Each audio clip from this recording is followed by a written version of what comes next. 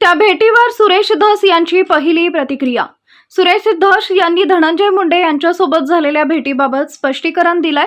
त्यामुळे राजकीय वर्तुळातील विविध चर्चांना पूर्णविराम मिळालाय. गुप्त भेट झाल्याची माहिती समोर येताच राजकीय वर्तुळात याचे तीव्र पडसाद उमटल्याचं दिसून येते. यावर सुरेश धस यांनी पहिली प्रतिक्रिया दिली आहे. चंद्रशेखर बावनकुळे आमचे प्रदेशाध्यक्ष आहेत. त्यांनी मला जेवायला बोलवलं होतं. त्यांनी बोलवल्यावर तिथं जाणं माझं काम आहे, कारण ते माझे बॉस आहेत. मी तिथं गेल्यानंतर काही वेळानं धनंजय मुंडे आले आणि आमच्यात अर्धा पाऊण तास चर्चा झाली, अशी माहिती धस यांनी दिली आहे. विकासाच्या बाबतीत तुम्ही भांडू नका, असं बावनकुळे यांनी आम्हाला सांगितलंय. त्यावेळी संतोष देशमुख यांच्या हत्या प्रकरणाबाबत मी नो कॉम्प्रोमाइज अशी भूमिका घेतली होती. यावर बावनकुळेंनी सहमती दाखवली आहे आणि आम्ही तिथून बाहेर पडलो, असं धस यांनी भेटीवरून स्पष्टीकरण दिलंय. 2 ते 3 दिवसांपूर्वी धनंजय मुंडे यांना त्यांच्या निवासस्थानी प्रकृतीची विचारपूस करण्यासाठी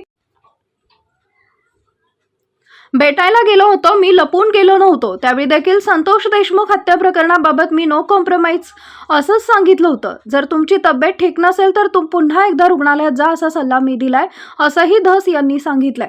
सुरेश धस यांनी धनंजय मुंडे यांच्यासोबत झालेल्या भेटीबाबत स्पष्टीकरण दिलंय. त्यामुळे राजकीय वर्तुळातील विविध चर्चांना पूर्णविराम मिळालाय.